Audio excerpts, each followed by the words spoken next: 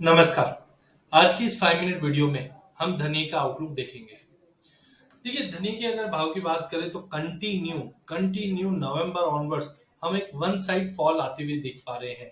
हमने देखा कि नवंबर के अंदर प्राइजेस ने लगभग 12 के करीब जाने की कोशिश की, जिसके बाद कंटिन्यू वन साइडेड प्राइजेस में काफी बड़ी गिरावट थी। देखिए, अक्टूबर नवंबर में हमारी भी उम्मीद थी कि प्राइजेस में गिरावट रहेगी, बट हमारा मानना था कि 9,800 9,700 का बेस या 10,000 के करीब अगर बेस मिलता है तो यहाँ से एक बाइंग वापस लौटनी चाहिए।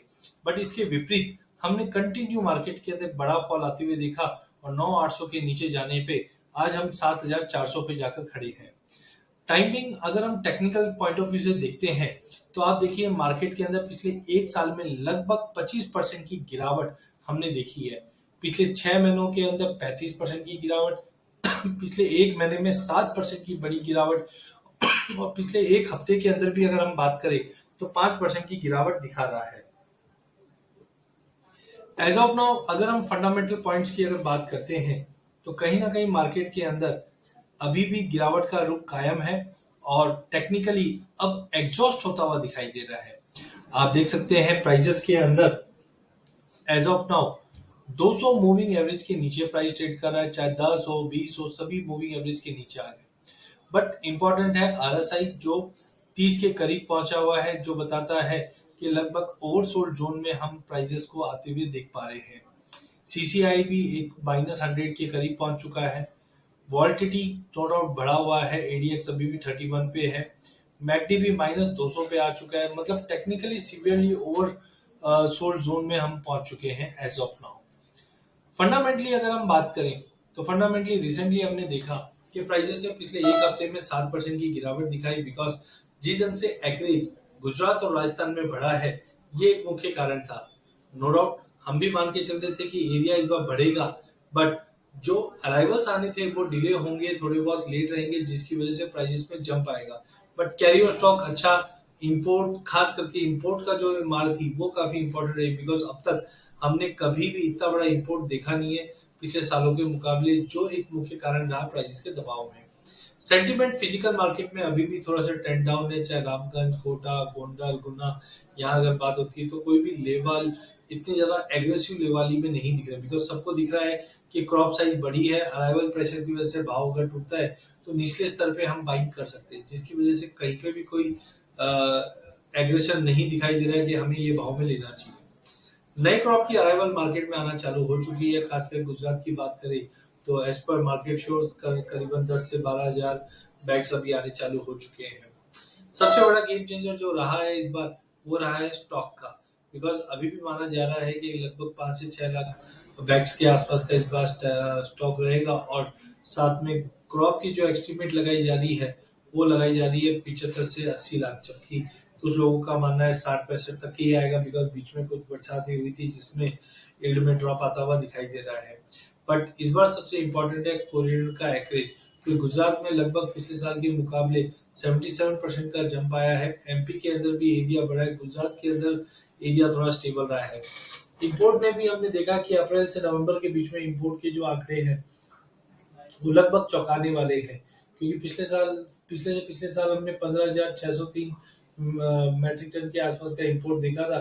बट अब तक नवंबर की अगर बात करें तो यहाँ पे 155% का जंप आता हुआ दिखाई दिया है, जिसकी वजह से मार्केट का सेंटिमेंट ज्यादा खराब हुआ, क्योंकि Europe is a good buyer, but जिस वजह से रशिया एक एनिमी कंट्री में आ जाता है, जिसके चलते कहीं ना कहीं हमने देखा जो इंपोर्ट है वो नहीं हुआ और सारा का सारा डंपिंग इंडिया और चाइना में हुआ है। हाँ, देखने वाली बात ये भी है कि यूरोप को अगर धनिया चाहिए तो अब वो लेगा किससे, क्योंकि ऑलरेडी सारा धनिया अब इंडिया में आ चुका है। तो आई थिंक अगर थोड़ा भी बाइंग आती है यूरोप से तो इंडियन मार्केट को उसका बेनिफिट मिलेगा, बिकॉज ऑलमोस्ट हमने काफी स्टॉक लेके बैठे हुए, स्टॉक अभी भी है और नया माल भी इस बार अच्छा रहने की उम्मीद है।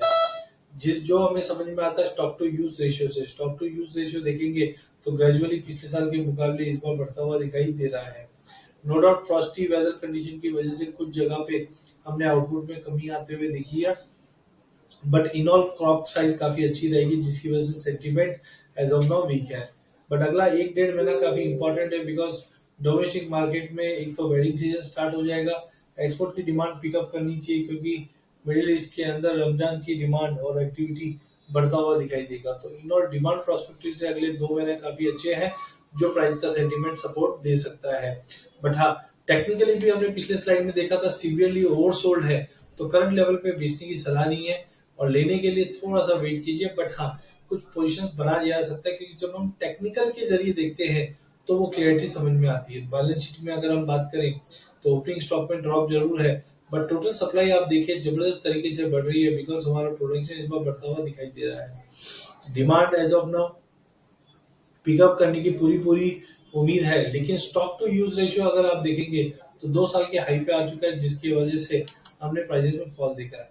Arrival is going to be most important. अभी भी अगर आप 2023 में देखें तो अभी तक पिकअप नहीं किया, because January is off season. But जैसे फिजिकल मार्केट बात हो रही है तो ये क्लियरिटी है कि मार्केट के अंदर कहीं ना कहीं इस बार अराइवल का प्रेशर अच्छा रहेगा। तो देखना ये है कि फरवरी मार्च अप्रैल में अराइवल का प्रेशर कैसा रहता है, बिकॉज लोअर भाव पे फार्मर भी एजिटेट करेंगे नया क्रॉप अपना मार्केट में लाने में।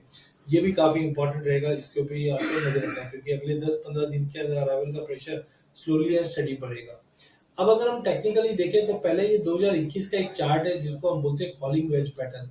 फॉलिंग वेज पैटर्न धनी में बना था, जिसके चलते प्राइजेस ने लोअर लेवल में बार बार में लगभग 64,65,हजार के आसपास का एक बेस क्रिएट करता हुआ दिखाई दिया है।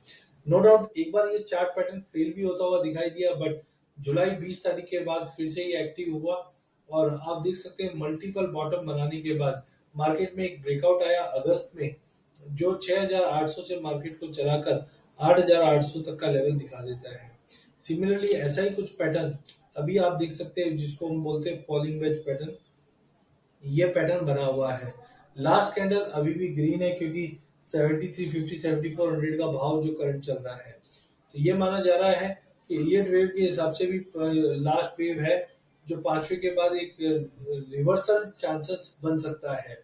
वहीं दूसरी ओर इचिमिको क्लाउड भी अगर आप देखेंगे तो काफी बड़ा एक्सपांड हुआ है, और फॉलिंग वेज पैटर्न अगर सक्सेसफुली 8300 के ऊपर होल्ड कर जाता है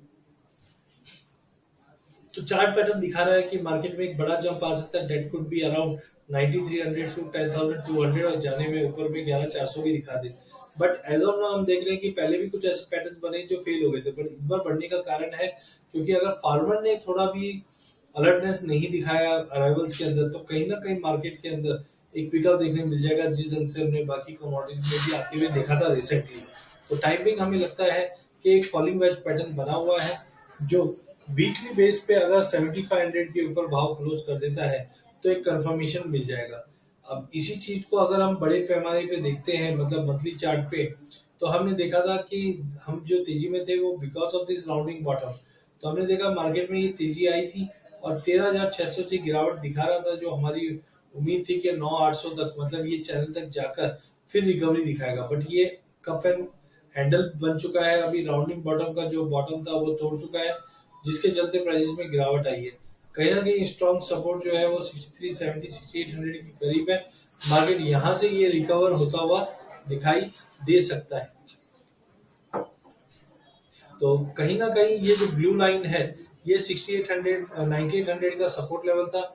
हमारा मानना था कि मार्केट इसको टेस्ट करने के बाद वापस अपने अपसाइड को दिखा देगा, बट क्रॉप साइज इंपोर्ट को देखते हुए प्राइसेस ने 9800 का लेवल तोड़ने के बाद एक ही कैंडल में आप देख सकते हैं, एक ही कैंडल में लगभग 7500 तक का लेवल दिखा दिया।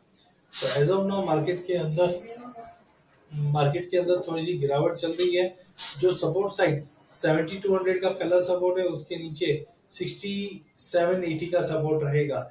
बट जनरली ये लेवल से हम देख रहे हैं मार्केट कंसोलिडेशन के पूरे चांसेस है। कप एंड हैंडल में ये हैंडल फॉर्मेशन है, लेकिन नई बड़ी तेजी के लिए we need 13500 to be breach. एक बार 13,200 के ऊपर प्राइस निकल जाता है तो एक अच्छा खासा ब्रेकआउट फिर से मिल जाएगा, अदरवाइज मार्केट ये लेवल में कंसोलिडेट कर सकता है। वहीं अगर सीजनैलिटी की बात करें तो मार्च और अप्रैल की सीजनैलिटी काफी स्ट्रांग और पॉजिटिव दिखा रहा है, बिकॉज ज्यादा करके हम देखते हैं कि ये पीरियड में अराइवल में थोड़ा सी कमी आ जाती है। बट इस बार क्रॉप साइज ज्यादा होने की वजह से अपसाइड थोड़े लिमिटेड रहेंगे, बट इस पर ध्यान रखिए क्योंकि यील्ड में कहीं पे भी फॉल आता है तो कहीं ना कहीं धनिया को इसका बेनिफिट मिलेगा। सीजनैलिटी में भी एक चीज देखिए ये वाला 2023 का भाव है। जबकि 2022 और एवरेज की बात करें तो जनवरी फरवरी मार्च में हमेशा वॉल्यूम्स बढ़े हैं, पार्टिसिपेशन बढ़े हैं, स्प्रेड्स बढ़े हैं। तो ये लेवल्स में आप ध्यान रखिए कि सीजनैलिटी भी दिखा रही है कि फरवरी मार्च अप्रैल तक हमेशा बढ़ता है, बट इस बार क्रॉप को देखकर थोड़ा सा एक कंसर्न जरूर है। तो ओवरऑल अगर धनिया का अगर हम सम अप करते हैं तो हमने देखा बड़ा इंपोर्ट, कैरी ओवर स्टॉक और अच्छी स्विंग, ये तीन कारण की वजह से मार्केट में एक बड़ा फॉल आया है, जिसकी वजह से आज प्राइस 7350 के जोन में पहुंच चुका है और कहीं ना कहीं टेक्निकली काफी सीवियरली ओवरसोल्ड जोन में है। लेकिन जो कुछ नए चार्ट पैटर्न बने हैं ये बता रहे हैं मार्केट में रिवर्सल के चांस है। फंडामेंटल साइड भी हमने देखा, अराइवल प्रेशर कंटिन्यू मार्केट में बना हुआ है, बट मान के ये चल रहे हैं कि 7150 7200 एक नया बेस बन के रहना चाहिए इंडस्ट्री के लिए। तो कहीं ना कहीं एक अपॉर्चुनिटी देता जरूर है, बट सिग्नल नहीं है एज ऑफ नाउ। तो विल वेट 7550 के ऊपर धनिया एक बार